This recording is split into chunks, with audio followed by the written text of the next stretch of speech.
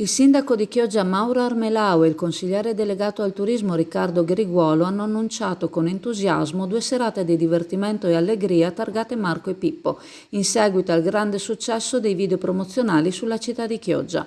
Le serate si svolgeranno venerdì 5 e sabato 6 aprile presso il Teatro Don Bosco in collaborazione con il Comune di Chioggia e la Proloco.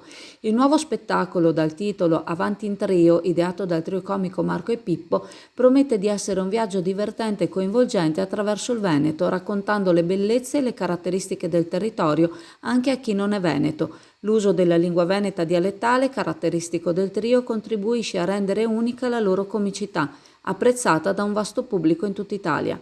L'evento vedrà la collaborazione autoriale di Dario Taietta, noto autore televisivo, e presenterà sia personaggi storici amati dal pubblico da anni che nuovi inediti personaggi già apprezzati nel programma podcast Bagigi.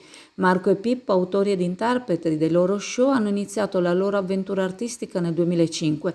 Da allora hanno scritto e interpretato 18 spettacoli comici, mantenendo uno stile pulito mai volgare, che unisce italiano e dialetto veneto.